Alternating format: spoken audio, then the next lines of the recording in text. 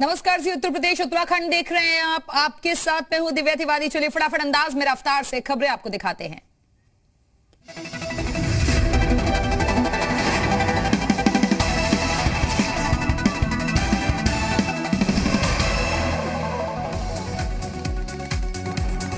अलीगढ़ के अतरौली में अमित शाह ने की जनसभा। कहा, कल्याण जी का सपना पूरा हो रहा है, राम मंदिर का निर्माण हो रहा है। उन्होंने राम के लिए कुर्सी छोड़ी। अमित शाह का एसपी पर निशाना। कहा, पैसा इत्र वाले मित्र ले गए, दीवार से भ्रष्टाचार वाला पैसा निकला। एसपी तमंचों की फैक्ट्री चलाती थी। अमित शाह बोले, जातिवादी सरकारों ने यूपी का भला नहीं चाहा, बुआ बबुआ ने यूपी को लूटा। हमारी सरकार में कोई भेदभाव नहीं होता। पहले यूपी में माफियाओं से डरती थी पुलिस, अब यूपी में माफियाओं का पलायन हुआ। लाल टोपी का मतलब माफिया होता है। 5 साल में डबल इंजन की सरकार यूपी को आगे लाई। 2022 में यूपी के हमारे सफल मुख्यमंत्री को फिर से मौका दे। राहुल गांधी पर अमित शाह का निशाना। कहा, राहुल गांधी को फसलों की जानकारी नहीं, कांग्रेस किसान का कभी भला नहीं कर सकती। बदायूं में अमित शाह को डोर टू डोर कैंपेन करते हुए नजर आए। पार्टी प्रत्याशियों के समर्थन में किया घर घर प्रचार। जनता से की बीजेपी को वोट देने की अपील। बुलंदशहर में बोले सीएम योगी, डबल इंजन की सरकार ने यूपी में विकास किया, यूपी में जीवन और जीविका बचाने पर जोर। सीएम योगी ने अखिलेश जैन पर कसा तंज। कहा, आज फिर 2 लड़कों की जोड़ी आई है।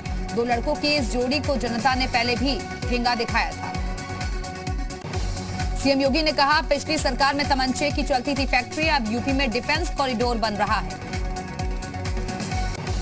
सीएम योगी ने कहा, 5 साल में यूपी में कोई दंगा नहीं हुआ। पिछली सरकार में हत्यारों को मिला संरक्षण, पिछली सरकार में दंगाई हुए सम्मानित। बुलंदशहर में बोले मुख्यमंत्री योगी आदित्यनाथ। कहा, एसपी की लाल टोपी राम भक्तों के खून से हुई लाल। रायबरेली में बीजेपी प्रत्याशी अदिति सिंह ने किया नामांकन। रायबरेली सदर सीट से दाखिल किया पर्चा। टिकट कटने के बाद बीजेपी नेता स्वाति सिंह का बयान। कहा, बीजेपी का हिस्सा हूं और जीवन भर रहूंगी, जो जिम्मेदारी मिलेगी उसे निभाऊंगी। स्वाति सिंह ने कहा, पार्टी का हर फैसला मुझे स्वीकार है, किसी पार्टी में नहीं जाऊंगी, संगठन के लिए काम करूंगी। जी मीडिया से यूपी बीजेपी प्रदेश उपाध्यक्ष दया शंकर सिंह ने कहा, काम के आकलन पर टिकट देती है पार्टी, मुझे कहीं से भी चुनाव लड़वा सकती है पार्टी। बुलंदशहर और मथुरा दौरे से पहले सीएम योगी का किसान कार्ड। ट्विटर पर लिखा, डबल इंजन सरकार ने किसानों का कर्जा माफ किया, किसान कल्याण के लिए उठाएं क्रांतिकारी कदम। सीएम योगी ने कहा, बुलंदशहर के किसान भाइयों को मिली 559 करोड़ की किसान सम्मान निधि। बीजेपी ने बिना किसी भेदभाव के किया समग्र विकास। 5 फरवरी को जारी होगा बीजेपी का घोषणा पत्र। घोषणा पत्र में किसानों की आय दोगुनी, रोजगार सृजन, महिलाओं को स्वयं रोजगार समेत सांस्कृतिक राष्ट्रवाद के होंगे मुद्दे। लखनऊ कैंट से ब्रजेश पाठक ने किया नामांकन। भारी संख्या में समर्थकों के साथ दाखिल करने पहुंचे थे पर्चा।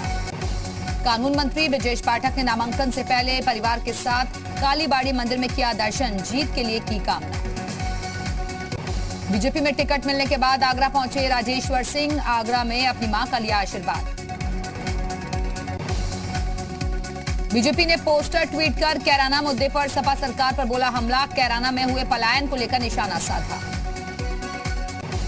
यूपी बीजेपी ने वीडियो ट्वीट कर लिखा, देखो भैया, हमको योजनाओं के नाम तो आते नहीं, लेकिन हिसाब करना हमको आता है कि किसकी नियत साफ है और किसकी टोपी में दाग। लखनऊ में सीएम योगी ने टीम 9 के साथ की मीटिंग। स्वास्थ्य सेवाओं को लेकर दिए जरूरी दिशा निर्देश। यूपी के कैबिनेट मंत्री सुरेश खन्ना ने गाया गाना। एसपी पर साधा निशाना। बोले, हम लाए हैं अपराध से यूपी निकाल के, मेरे क्षेत्र को रखना मेरे मित्रों संभाल के। प्रत्याशियों के हार पर बीजेपी नेता जितेंद्र प्रसाद का बयान। कहा, बीजेपी प्रत्याशी हारे तो मुंह दिखाने लायक नहीं रहूंगा। यूपी चुनाव से पहले समाजवादी पार्टी को झटका। अपना दल एस में शामिल हुए पूर्व सांसद नागेंद्र सिंह पटेल। अपना दल एस प्रमुख अनुप्रिया पटेल ने कहा, नागेंद्र सिंह पटेल के आने से अपना दल एस मजबूत होगा। बीजेपी ने अपर्णा यादव को नहीं दिया टिकट। लखनऊ कैंट से टिकट मांग रही थी अपर्णा यादव। रायबरेली में चुनाव लड़ने के सवाल पर बोली अपर्णा यादव, कहा पार्टी का हर एक आदेश मान्य। गृह मंत्री अमित शाह कल अनूपनगर, लूनी और नोएडा में करेंगे चुनाव प्रचार, कार्यकर्ताओं से भी करेंगे मुलाकात। पीएम मोदी वर्चुअल रैली के जरिए यूपी उत्तराखंड में चुनाव तैयारियों को धार देते नजर आए। आत्मनिर्भर अर्थव्यवस्था पर बीजेपी कार्यकर्ताओं को किया संबोधन। पीएम मोदी ने कहा, दुनिया मजबूत भारत को देखना चाहती है, अर्थव्यवस्था को मजबूत करने के लिए लेने होंगे नए संकल्प। पीएम मोदी ने कहा, भारत का आत्मनिर्भर होना बहुत जरूरी, बजट का फोकस गरीब और मिडिल क्लास।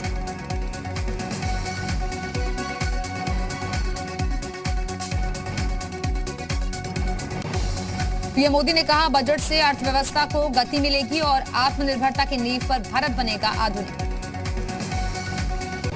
पीएम मोदी बोले, देश के विकास के लिए पिछले 7 साल में लिए कई बड़े फैसले, 9 करोड़ ग्रामीण परिवारों को नल से जल मिल रहा है।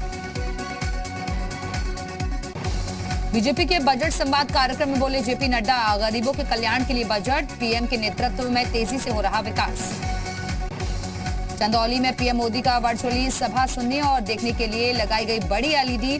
जिले की प्रभारी मीना चौबे ने भी सुना पीएम का संवाद। मथुरा में बीजेपी कार्यकर्ताओं ने पीएम का संबोधन सुना। पार्टी के लोगों को पीएम ने दिया जीत का मंत्र। कानपुर की 10 विधानसभा सीटों पर पीएम की वर्चुअल रैली का हुआ आयोजन। सभी विधानसभाओं में रैली के लिए बड़ी स्क्रीन लगाई गई।